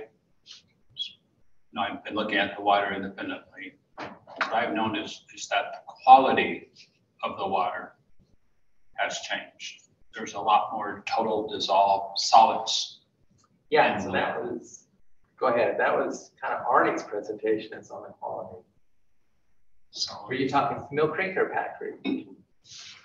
well, both of those creeks, but more what I've seen in Castle Valley is that the quality of the water has changed. So the usability. So you can have a lot of water, but if it's not usable. Yeah, Castle Valley is interesting. It's got some good water, and it's got some really terrible water. So USGS, when they finished their study, they gave us some recommendations. These are all good recommendations, and we're working with water users in the valley to try to accomplish these. There's a lot of springs in the valley that don't have measurements on them. So the springs down here at the old water park, they, as part of our study for the Matheson wetlands, they are finally getting some monitoring on it. There's a lot of springs in the valley that don't. Continuous well level monitoring. So USGS just goes out in March every year and takes one reading.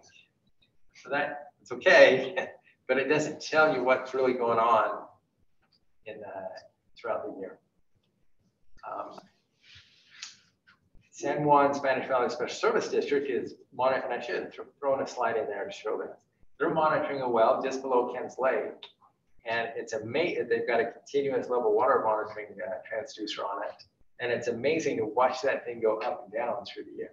And it follows the elevation of Kent's Lake pretty close. That kind of tells us something.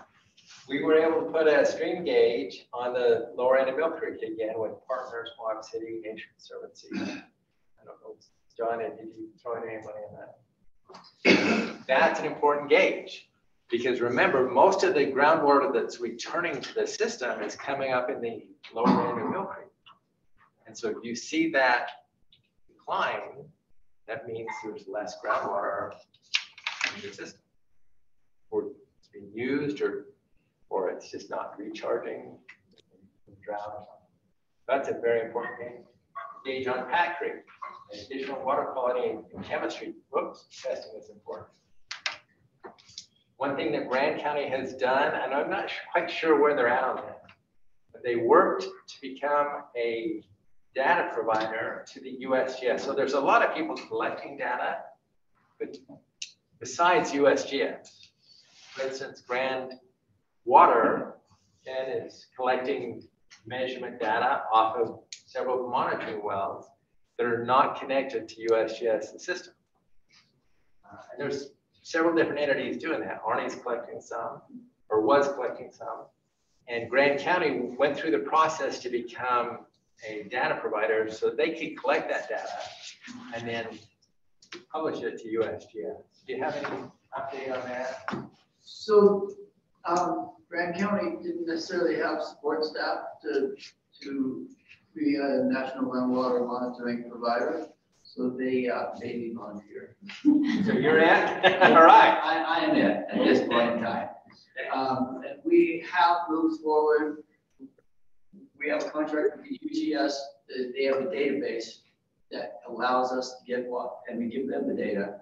They put it out, and then it becomes available on the network. But yes, we are moving forward. We're getting there. We're not getting there as fast as I want to. But the utilizing the furnished data program is happening. Whether or not you see a lot of data there in the next year, I'm hoping you will. Okay? Okay, very good. The seventh recommendation was develop additional data to support. My dad says, "Sooner I get out of that job, the better." He always says that, we just You're ignore stuck with it. it. Develop additional data to support future numerical groundwater flow modeling. Modeling is awesome. We do a lot of modeling in water rights, but your modeling is only good as your input. And again, you have a very complex hydrologic system. So do we have all the inputs we need to develop a good model? I'm not sure we're there yet, but we're getting closer. New monitoring wells. One of the things that if you study the monitoring that's going on in the valley, mostly it's just old abandoned water wells. So how good is the data? Are we getting Glen Canyon group aquifer readings? Are we getting valley fill aquifer readings? Is it a combination of both? What are we actually getting? So I don't know if there's any dedicated monitoring wells that have been built in the valley, constructed in the valley specifically for that purpose. And we need some. We need some monitoring wells to answer the question, how connected are the aquifer systems? And if we had a few monitoring wells and placed them in the right locations, we could probably figure that out. How expensive is a monitoring well? They can be very expensive. So Roughly, are we talking hundreds of thousands, millions, tens of millions? probably $100,000 for a good monitoring well. And do we know how much water that goes out into the Colorado from Pack Creek and Mill Creek? Yep, we do. And that's that number I showed you back here. Isn't that water we're just kind of like giving away to California, or am I wrong? Hey, you like the Madison Preserve. Once it exits your valley, Isn't it closed though? That keeps the fuels alive. I can't even go there. once it exits your valley, there's really no users between here and the lower basin. There's a little bit of use on Lake Powell. Sorry, which is the number? So the 1,300 to 3,500 acre feet is the estimate. Most of that is return flow to lower end. Some of that is subsurface flow. So the subsurface flow is estimated at between 300 acre feet and about 1,000 acre feet. The rest of it would be return flow to the Mill Creek impact. Okay, yeah, I'm hoping not the only one who doesn't know what all these words mean. The 1,300 to 3,500 is like, that's water. I mean, you just see it, like Mill Creek's been crazy this year. That's the number? Like That 3,500? would be the water. So for instance, Pack Creek generally on a normal year goes dry. And then it picks up water again and starts flowing near Spanish Trail Drive. And that's return flow from your groundwater system. So it's no longer surface flow, it's coming back up into the creek from the groundwater system. And you're not, when you look at it, you're like, well, it just disappeared over here and it's coming up over here. That's gotta be just a couple of weeks. But in reality, that can sometimes be years once it goes in the ground to get down where it's coming up again. I just mean the water that goes from our creeks that we have rights to into the Colorado River that we don't have, that we lose the That's rights. those numbers, yeah. That's those numbers. And then if I can ask another, I apologize if the Q&A thing is like, but I feel like it's going to be 2 more hours before all the presentations are done. Do we have any ability to store that water? Are there any underground aquifers that we have in Moab? Because why can't we just start stockpiling that in some underground thing or put money towards that? So it is, so your system, the storage that is in your system is constant. This is water that is moving through the system. And if there was storage room in your system, it would go into that storage. Sure. But your storage You is have to already expand the full. storage, yeah. Your storage is already full. And so it's moving through. So the only way would be, I mean, can anyone speak to that? Like whether we could increase the storage? Like, is that just like a second Ken's Lake or something? You can actually do artificial recharge to groundwater systems, but you can't keep it. So Right. for instance, If it's our right, we have the right if it's in. well, what I Moab, mean right? by you can't keep it, you you could induce more water, groundwater recharge in the upper part of Spanish Valley around Kent's Lake. But it's just going to move down through your system. And if you don't use it, it's going to go out to the Colorado River. If your aquifer is a sponge, Okay. put more water in it, that's just gonna keep moving through. So we can't make one out of plastic, what you're telling me? We could, but it'd be very expensive. So Mark, are you pretty much done? I think you were. I am pretty Okay, much done. so maybe let's have Arnie come up and then, yeah, let's start kind of opening it up to questions. Madam, you're not. Okay, so that was. Mark, would you mind just giving people an idea of like what a household is as far as acre feet, just so they can understand like this is the type of development that we have, and so they can just kind of put that into. Yep, so I think the division of drinking water use is 400 gallons per day, 800 gallons per day. So in acre foot, that would be around 0.45 acre feet. It's per year, sorry, per year. For what? Per year? Per year, 0.45 acre feet would be 800 gallons per day. Per household. Now, most people are not using 800 gallons per day. The estimates are anywhere between 200 and 400 gallons per day. I'm not sure what they are here in Moab. Statewide, it's between 200 and 400. They asked us to go to 170. Yes, they did. Per person, per capita per And to be day. honest, probably you're probably doing that in Moab. So let me leave you with a couple of takeaways, okay? Number one is there's not as much groundwater in the system as we thought. The studies are showing that, hey, our previous estimates were too high. There's not as much there as we thought, but you probably have not exceeded your safe yield yet between all of the systems combined. And what maybe the deep can group aquifer system is at its limit, maybe not. But all of them combined, there's still a little bit of groundwater left in the system. That's at 1,300 to 3,500 acre feet that's moving through your valley and exiting to the Colorado. Okay. And again, when you think, okay, well, that's the water we can develop, well, you can, but it might be at the expense of the wetlands, or it might be the expense of the lower end of Pat Creek or Mill Creek. So there's always a trade-off. When you pick up water somewhere, that means it's not going where it was. There's some effect. Okay. So that's one of the takeaways. Your municipalities are wholly dependent upon groundwater. They have a little bit of room, they have a little bit of wiggle room, but they really need to start looking at what's next. And they are. So Grand County, San Juan County, and Moab City have got together, and you probably have seen this or heard about it in the paper. And they are working on a water resource study about what do they do next. Ben, I don't know if you want to give any updates, but that's what you're doing, essentially. Yeah, that's what we're doing. Ongoing. I had one public meeting. I'm going over some ideas. So they've been great. We've been talking to all the public entities and making them aware of this, and they've got the message, and they are proactively planning. Where do we go next? What do we do next? Now, can I tell you where you're going to go next? The next place that you're going to go is Mill Creek, right? Because that's the next best water. Who owns Mill Creek? It's irrigation companies. It's your farmers.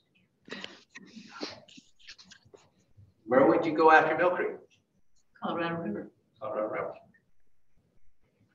So I have a question. If people have water wells here and take, for example, in LaSalle, they pull a lot of water. People have to sink their wells deeper. So is there not a way that when people drill wells in certain areas of Moab, and let's say they have to, can you not use that information? Like how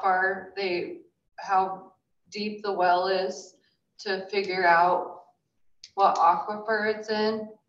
And then if they have to sink it out, you know, go deeper for their water because their well's dry, then you know, like that aquifer is being drained. Can we manage that? Yes, we can. And we were actually headed that direction for Moab Spanish Valley. Our previous state engineer, Kent Jones, we had talked to him and said, hey, can we put a groundwater management plan in place? And he was like, sure. And we were headed down that road. And our current state engineer got in about 4 years ago. And now remember, a groundwater management plan is meant to keep the resource within the safe yield. And the law specifically gives our division authority to do that. We can come in like Borough Enterprise. We can come in and we can say, you're using too much water and we've got to cut you back. And we've got to cut you back to the point that you're no longer overdrafting the aquifer. You're no longer drawing down your storage. And we have statutory authority to do that. Now, our state engineer, our current state engineer got in and she looked at the law and she's been involved in several groundwater management plans. And she said, I don't think we have the authority to implement a groundwater management plan if we're not actually cutting people back.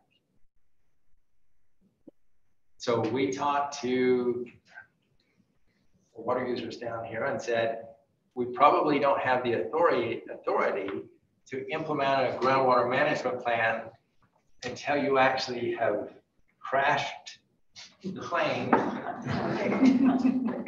We can come in and pick up the pieces. But you should still do it. And that's what they're doing. So the study that they're doing is essentially what is a groundwater management strategy.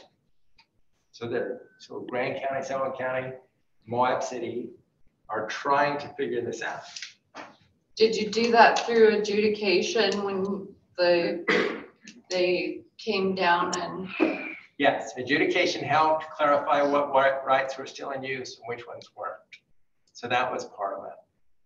Just looking at, I got USU Extension website here about water-wise information.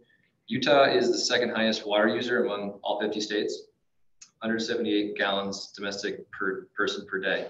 Doesn't say why. I know I said the national average is 100 per day. So I guess I'm just curious, like, one, why is Utah high, if you know? Does that like include some of the agricultural stuff? And then two, like, what would be the opportunity? Like, is there like a goal of like, here's what would be like a Moab of the future where everyone has like, you know, rocks in their yard instead of grass? And what would that be per day? Yep. So if you want a great presentation on that, go to the Water Users Workshop this spring. And the Division of Water Resources actually presented a great full hour presentation on it. Each state uses a little bit different methodology of how they come up with those numbers. And some of the states don't count like leakage. So they don't count what returns to the system. So they'll say, here's what's coming in, here's what we're using in our system, but then they'll subtract off the back end what's returning to the natural system or what's leaking into the ground. So they have what's coming in, but then they, according to their methodology, they subtract some out. Utah previously didn't do that. Now slowly we're changing because we're getting all this bad rap about being the highest water user, but it has a lot to do with the methodology. And once you do the same methodology, we're pretty close to other states. Well, I'd like to. Then the second half of that question. Expound on that we're also the second driest state in the nation. And we have irrigated. Oh yeah, that makes sense, yeah. And irrigation is where we're using 60 to 70% of our water in this state. Okay, for most domestic, when we're talking domestic irrigation. And most of our groundwater is used for agriculture in the state. And then the second half of my question, can you guys like, if you could like kind of crystal pour right the future in terms of like what would be water-wise use per person in Moab? Have you thought about like what we're at now? That can we improve by 50% or? So the Division of Water Resources has already done that for us. That's our sister agency. Yeah, they have come up with conservation goals for the state that seem reasonable. And I forget what they actually are, but I think most of the state is supposed to cut their number by 17, their per capita use by 17 to 20%. It's 20%, it was 17, which we found was an interesting number for some other reasons. But they came up with 20% for our area, and I think I forget what it was for St. George, but a similar number for the Salt Lake area. So they've already determined that we should be using 20% less water. But I mean, like, let me ask it, what would, if have you guys looked at like a city or town that like might be an example of what we could be at? Because I imagine most people right now, there's not much in Moab that's like incentivizing you to use less water or anything. And is the answer that if we actually got different toilets and rainwater harvesting and all these things, we could cut off what, because that's a number, 17, 20%. They're saying like, go for that. But what could we actually achieve if we wanted to? That's a good question. That's not in my area. I'm not sure I can Like someone in this room. What we actually achieve in that area with some landscaping artists and some turf taking up most of our water here in Moab, domestic water is still used for irrigation in the summer months. That is the fact. Okay, we've all said the hotels use too much water. They're getting charged a lot nowadays. They really don't use that much water compared to the rest of the irrigation practices from the citizens in Moab.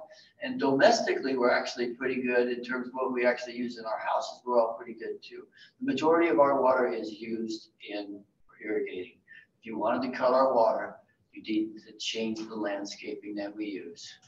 And I think both the city and the county are looking at landscaping, manipulating their landscaping ordinances and incentivizing the removal of turf, et cetera, and so on, because the state was doing that. So those are in the works. What you can actually change though is a number that's hard to get at. Okay, at this point in time, some of your landscaping ordinances haven't necessarily shown to decrease water use. And that, for instance, day of the week watering.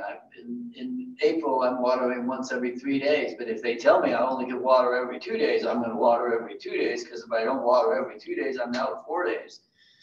So there's some give and play on all of this landscape, and there's landscaping ordinance, and there's some current research to be done by USU on those type of ordinances. I will let you know that reinjection wells are being postulated by some of the municipal and industrial providers here, and they certainly wouldn't hurt. But the exact number you're looking for in terms of what we could get down to if we really had to, I don't think anybody knows that. Quick follow-up, is that goal of 20%, is that by a certain date? 2030. Number. It's 2030. 2030? By 2030. Thanks. Can I perhaps provide a comment to that? I swallow the water conservation plans every 5 years when they come out. Moab City's total water consumption has fallen 30% over the last 20 years and 10% over the last 10. That's not per capita, that's total water consumption. The last water conservation plan attributed to much of that decline to the moving from traditional water uses such as agricultural and mining to housing and residential. It's also of interest in that report that commercial use is about 35%, hotels use about 16% of that. So the hotels are using less than 6% of Moab's total water consumption, which suggests to me that a whole lot of water is being used elsewhere. My question, going back to the water, how much water was there for recharge? If it's there on the screen, you had a bit about what water was being used by Moab City and that one, Groundwater Sewer Service Agency.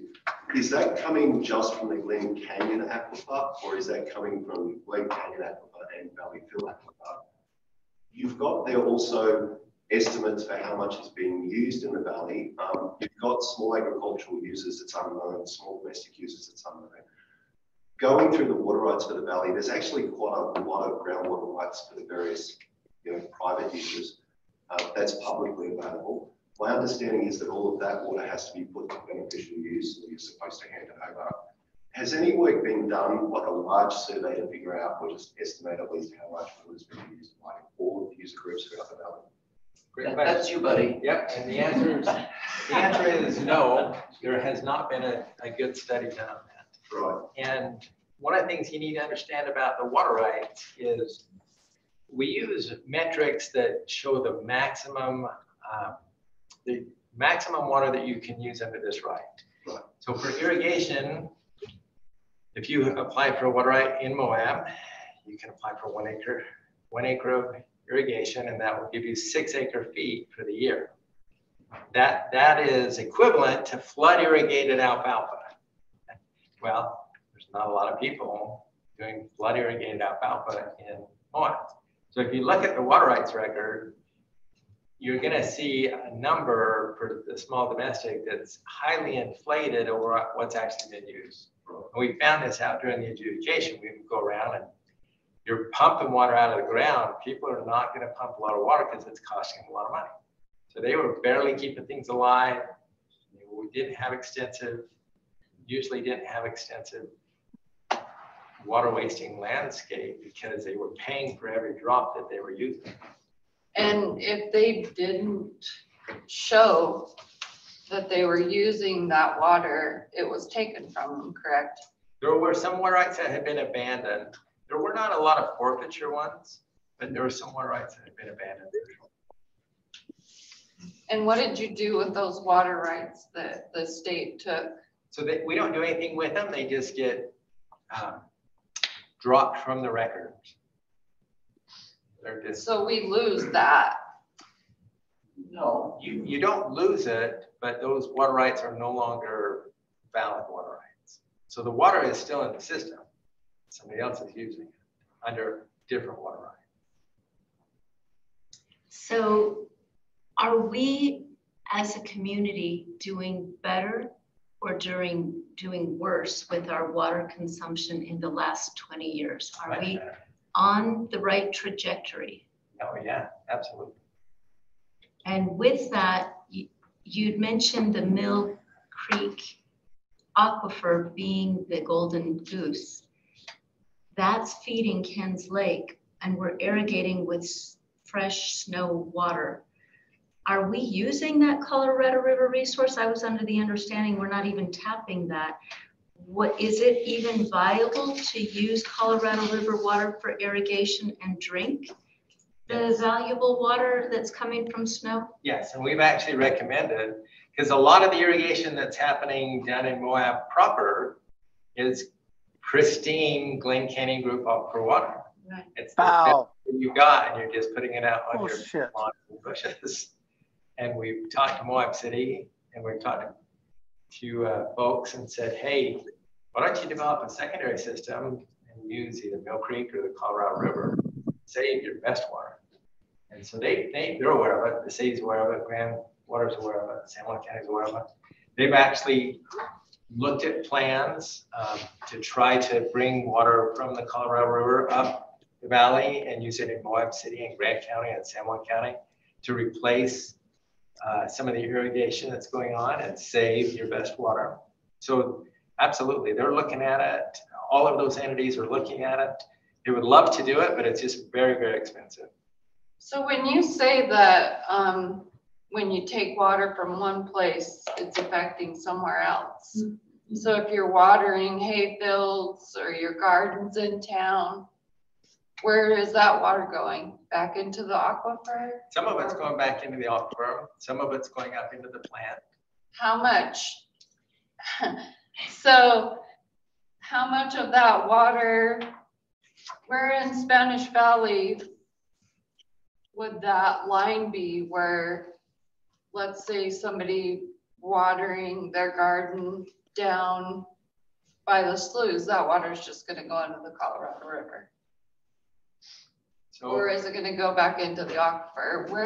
Where's the line that says that the people are getting, that's watering their fields or their pastures?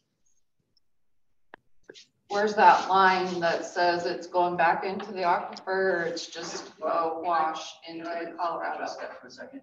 So the USU's extension agency here in the NRCS works with almost all the farmers here. If you're talking about the alfalfa fields and other of those really heavy water users, they pay a lot to pump that water out of the ground. And most of them have Corey, it's a water, not a water budget, but it's a water conservation plan. Yeah, that's what the NRCS calls it. And they come out, they've looked at their soils, and they know how much they have to water exactly just to take care of the alfalfa. And they know this, and so they don't overwater. Now, it looks out there a lot like that sprinkler's going for 3 days. Indeed it is, but it takes 3 days to feed that alfalfa and keep it going. But very little water is wasted on the alfalfa fields that have a water conservation plan because they know how much exactly to put down. So And none of that it water. varies in July. It's different in July. They need more water in July than they need in May. But they do know that. So does that water go into the aquifer? We don't say to the point that ag is wasting a lot of water and a lot of ag water is going back into the ground. Because in terms of agricultural producers, that's generally just not true. Okay. Now, homeowners that are irrigating their garden crop are generally small water users, and they don't have a water conservation plan. They're just looking when it's getting dry and how much they actually need. There are resources out there for them to look closer at their water uses and what plants that they have, but not everybody's using those resources to the best of their ability. A lot of landscapes are older landscapes that didn't necessarily zone out their high water use from the low water use plants and so on and so forth. So some of that water is getting back into the system, but it's especially with the flood irrigation and the permeability of the water, of the soils in the lower end of the valley. But once again, I just want to make sure that there's not a huge amount of water going back into the system from agricultural uses. At this point in time, like Mark said, although we have some water in Mill Creek and in Pack Creek, only 800 feet is actually coming out of, approximately 800 feet is coming out of the Valley Fill Aquifer as groundwater and going directly into the Colorado River, which isn't necessarily a whole heck of a lot of water. And our wetlands kind of need that water at this point in time. I think we had Bill over here and then we'll go. Mark, I think the fact that our municipalities, Ben and the city of Moab and San Juan County are working together kind of answers Lori's question of where are we at? I mean, we have a group of people that are trying to have a water plan ahead of the curve here, and they're working together. And I think it should be noted that a lot of times we even have locals here that are trying to disrupt that and to cause problems with that group who is really trying to put a water use plan together. And then the other thing on the monitoring wells, San Juan County as well as Grand County, started with myself. We're working on some grants that are available for some monitoring wells that would be in both counties. And the grants are an innovative grant. They're not for water tanks or for water systems. And so we qualify for both counties to get some aquifer monitoring with those wells. Now, it's a slow process getting money out of the government, but that process is moving forward. And so both counties are really trying to increase the monitoring wells, and that would probably be positioned where those wells would need to be put would be from yourselves and from some of our municipalities so that they're put in the right place. Yeah, that's wonderful. And we should mention that San Juan County and I believe Grand County is working together on some artificial recharge to the system. San Juan County is going to put some flood detention basins in to help with flooding on Pack Creek. But as they put water in those, chances are that water is just going to go right down into the ground and help with the recharge to the valley below. And Bill might be already answering this, but is DNR or has somebody created a pecking order of okay, so we know agriculture is using this level. If we were to do scorched earth and go like Tucson and everything's going to be rocks in our yards, how much of an impact is that actually going to have? Or are there other areas that we could target for conservation that are more effective rather than trying to get grandma to take her garden out? I don't have an answer to that. Are you asking Bill? I'm asking anybody. We got to figure out how to approach this. And it, you know, before we start taking out the lawns, which I'm good with, but. I think that's a great idea. And that's why we do these type of presentations, to get you thinking about it. Well, didn't Arnie say that 60 to 70% of our water use is sort of like landscape related? It's landscape related in the city of Moab. And now, like, so that would mean that that's probably bigger than agriculture, or does that include agriculture? Well, Moab City doesn't have a lot of. Well, oh yeah, we're thinking Spanish Valley. Yeah. You're talking Spanish Valley. Yes. That's a little different story. But there are people with gardens, and we don't necessarily want people not to have gardens. We just want them. But grass is probably bigger, right? Well, you know, if you have a small amount of turf and it makes you happy, there's no reason why you shouldn't be happy, is from my perspective. Okay, but you don't necessarily need more than 10% of your yard to be the lawn, and that's what the ordinances are going after about that. And that makes sense. You don't necessarily have to give up everything to have a place like Tucson. You don't have to give up everything to make this work. And a lot of it might just be smarter systems where we do put our low water use plants in one area and zone it out, so we're not watering everything twice a week for 40 minutes when some plants really don't need that. And we change our landscaping to something that is not necessarily lush, but something that's pretty and uses less water. Those are, we don't have to go to Tucson at this point in time. And you guys, as a community, you guys are really doing a good job. Just keep moving down that path of greater conservation and do some additional planning and just keep moving forward. So you're doing it. The city has the sustainability department is proposing the new water efficient landscaping ordinances that are just in the proposal stages now, but they definitely don't want to go that route of zero-scaping. You know, xeriscaping is a different thing, but keeping, I think they have a minimum, they want a minimum of so vegetation does a couple things for us. And it keeps it does. Cool. The trees keep our sidewalks cool without trees. So and it's been noted that even lawn watering keeps our area coolers and so on and so forth.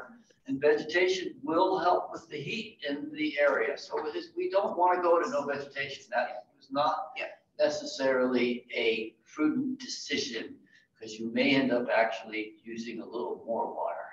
So maybe let's do just a couple more, because at some point Mark's from Price, I know, he has to go home. And so, Obi, you've had your hand up for a while. Well, I wondered, Mark or Arnie, if you could comment on because I think the reasons why you need a flow of water through the wetlands are kind of interesting. And this thing of kind of keeping, you know, the salty area down below at bay is an interesting fact of water and why you might need some flow going. That's your territory. Sure. So there are several studies that have been done that show that underneath the lower end of the valley towards the Colorado River, including under the wetlands, there's a layer of briny water that is extremely salty, 10,000, 100,000 TES. It would kill anything that it touched. So right now you have a thin layer of fresh water over top of it that's making its way to the Colorado River. If we developed all of the water and that thin layer of water disappeared, what are you left with? Does that brine rise up in the water in the soil column? And could that kill the wetlands? Those are some of the questions we're trying to answer with some additional study. I'm going to expound on that. There's also some treaties we have with Mexico that say we're not going to have right to the water too. There is some of that brine getting into the Colorado. All right now, but if we were to increase that by a large amount, the Colorado Salinity Program would be very upset with us. Jason? On that, have you done any studies of all the acre feet that we're using, actually how much is making it to the wetlands through the outfall? Yeah, it's the USGS 2019 studies estimated between 300 and 1,000 acre feet. So that's helping the wetlands, move that. Yeah, that's a thin layer of fresh water that's over the brine. So what you're saying is we need to replace all of the lawns with pickleball courts. Yes, that is what I've heard again and again and again. Wall to wall pickleball. It'd be really hot. It's not hot already, it'd be even hotter. I remember looking into, I'm probably gonna do this, is rainwater harvesting for my roof. And I was surprised, even 10 inches a year gets 10,000 gallons or something like that, for the surface or square footage that I had. Is there anyone you guys or in the room who can speak to the opportunity for maybe increased rainwater harvesting on You roofs? can go on our website and you don't need a water right to harvest rainwater. You just have to register on our website. And you can harvest up to 2,500 gallons. Well, you can't have a tank that's bigger than 2,500 gallons. You can probably fill it up several times during the year. You need a water right over 2,500 gallons. I actually my family has a modest log home in Fish Lake, and we have a rainwater harvesting system, and we supply all the water to the house from that system. I have a drinking water system based on UV and a couple filters in the house that supplies water for that modest log home for the entire year. But you have to remember that nobody's living there, and we can't collect water in the winter time because the pipes freeze. So one of the problems you have with rainwater harvesting is you might have to turn it off in the winter time. And if your cisterns and water collection systems aren't below ground, they will also freeze. So rainwater harvesting is viable. It can work, but it's not a golden nugget. Yeah, and people are doing it here in Moab. Several people have registered. Yeah, has the city or county, a lot of officials are here, have we looked into incentivizing that, or is it too small of a thing to move the needle? Do we incentivize that more? I'm not gonna spend too much time, but you're certainly allowed to collect a certain amount of water in rain barrels or cisterns. So I'm just gonna suggest a few resources for people, some of the questions they've had, documents to look at. So most recently, just in the July 25th City Council meeting, we looked at the most recent draft of our new landscape ordinance, which is having proposed additions made to reduce, to increase the efficiency of the water that's being used and increase water conservation. And so you'd probably be interested in looking at the examples there of the different components people can use. One is hydrozoning, like grouping your plants together. Then there's things like using, you can get some credits if you're integrating rain barrels or cisterns. So I would take a look at that because I think it answers a lot of the questions people have about how much water. There's some really good examples, just 4 or 5 different examples that show you how much water uses if you're overspraying versus drip irrigation. It starts to give you some number ideas. Similarly, if so yes, it's being looked at, and then you can contact the city if you want to dig a little deeper and talk to Alexi Lamb, the sustainability director who's working on the ordinance with the planner, and then I would look at the water conservation plans the city has. The action lists are per capita water use, and I'm a little dyslexic, so I don't want to say numbers because I'm going to put the wrong one in there, but you can look up the number there. And there are some other good documents. We just had a meeting with the Utah League of Cities and Towns with the Division of Water Resources and Division of Drinking Water, and got the third group.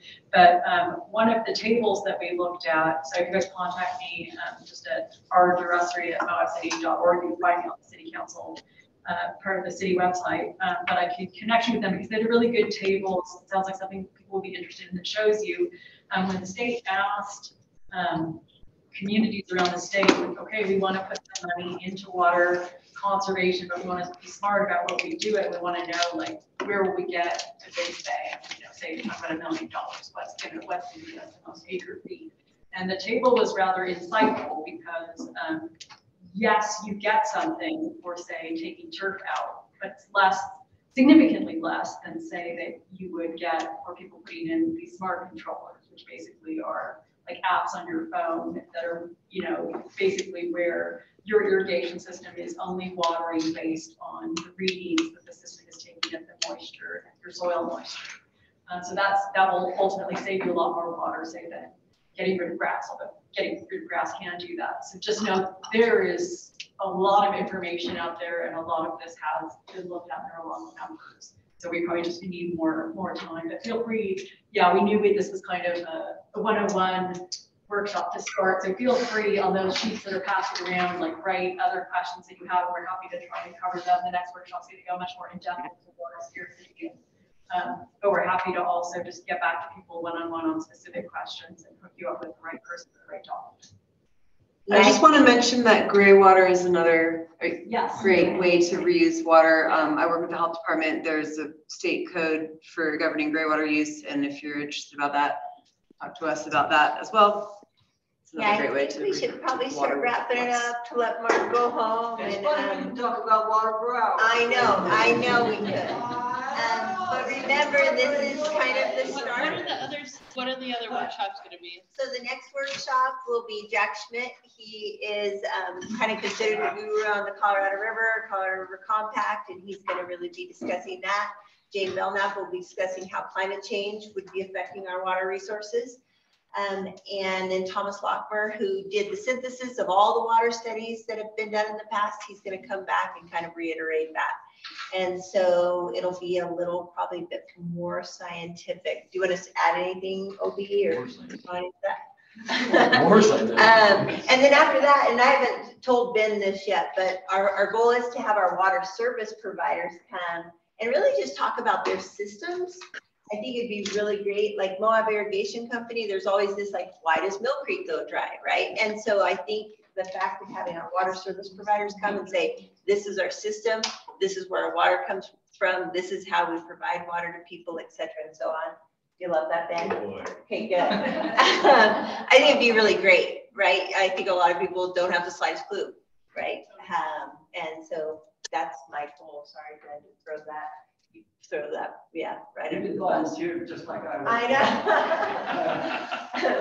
know. Thank you. Thanks for all the questions. Thank you so much.